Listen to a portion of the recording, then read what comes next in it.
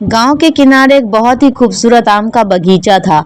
चारों तरफ हरियाली, पेड़ों पर लटके पीले पीले आम, बीच में एक बहती छोटी सी नदी और उसी के बगीचे के पास एक छोटा सा कच्चा घर। उस घर में रहती थी सीमा, एक नई नई शादी करके आई बहू। सीमा शहर की पली बड़ी थी, लेकिन उसकी शादी एक ऐसे परिवार में हुई थी जो बिल्कुल सादा और देहाती जीवन जीता था। उसका ससुराल इस आम के बगीचे के बीचों बीच था।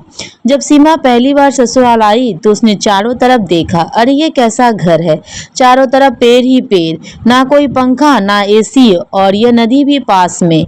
उसकी सास गौरी देवी मुस्कुराते हुए बोली, बिटिया यही हमारा संसार है, यही हमारी खुशियां हैं।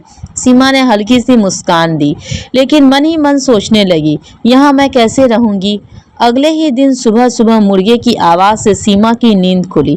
अरे यह क्या, इतनी सुबह कौन उठता है, वह बड़बड़ाई। तभी उसकी सास ने आवाज लगाई, बहू जल्दी उठ जाओ, बहुत काम है। सीमा जैसे तैसे उठी और बाहर आई। वहां उसने देखा सास चूल्हे पर खाना बना रही है, जेठानी रोटी बेल रही है और घर के बाहर अनाज के बोरे रखे हैं और पास में बच्चे नदी में नहा रहे हैं। सीमा हैरान रह गई, ये सब लोग इतना काम कैसे कर लेते हैं। सास ने कहा, बहू आज तुम्हारी सब्जी बनाओ। सीमा ने कभी चूल्हे पर खाना नहीं बनाया था। उसने जैसे तैसे आग जलाई, लेकिन धुआं उसकी आंखों में चला गया। अरे माँ जी, यह तो बहुत मुश्किल है। सास हंसते हुए बोली, धीरे धीरे सब सीख जाओगी। पहले दिन उसकी सब्जी थोड़ी जल गई, लेकिन सबने बिना कुछ कहे खा ली। उसका दिल थोड़ा पिघल गया। दोपहर के समय सब लोग नदी के पास गए। बच्चे पानी में खेल रहे थे, पुरुष नहा रहे थे और औरतें कपड़े धो रही थी। सीमा किनारे बैठकर सब देख रही थी। उसका पति राजू पास आया और बोला, तुम्हें यह अच्छा नहीं लग रहा ना। सीमा ने धीरे से कहा, थोड़ा अजीब लग रहा है। राजू मुस्कुराया, कुछ दिन में तुम खुद कहोगी कि इससे अच्छा कुछ नहीं। कुछ ही दिनों में आम पकने लगे, पूरा बगीचा खुशबू से भर गया। सास ने कहा, बहू चलो आम तोड़ते हैं। सीमा ने पहली बार पेड़ से आम तोड़े, उसे बड़ा मजा आया। फिर सबने मिलकर आम का अचार बनाया, आम रस बनाया और सुखाकर आम पापड़ भी। सीमा को धीरे धीरे यह सब अच्छा लगने लगा। सीमा के ससुर बहुत शांत स्वभाव के थे। एक दिन उन्होंने सीमा से कहा, बेटी शहर में सब कुछ मिलता है, लेकिन सुकून नहीं मिलता। यहाँ काम है, लेकिन दिल से सब है। सीमा उनके शब्द सुनकर सोच में पड़ गई। एक दिन सीमा की तबीयत खराब हो गई। शहर में होती तो तुरंत डॉक्टर के पास जाती, लेकिन यहाँ ऐसा नहीं था।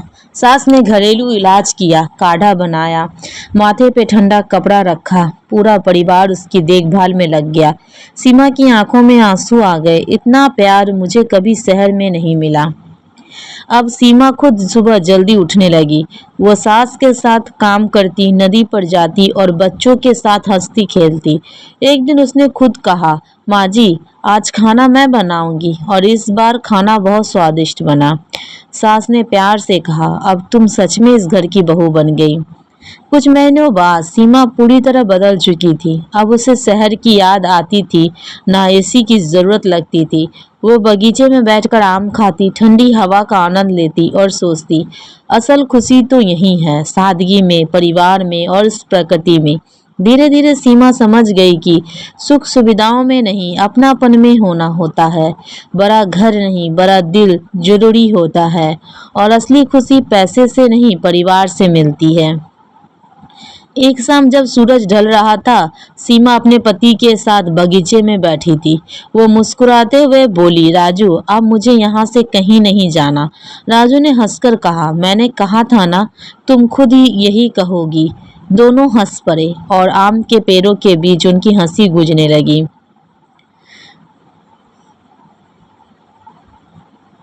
दोस्तों, अगर आपको ये हमारी स्टोरी पसंद आए तो हमारे वीडियो को लाइक कीजिएगा, हमारे चैनल को सब्सक्राइब कीजिएगा और दोस्तों में शेयर कीजिएगा।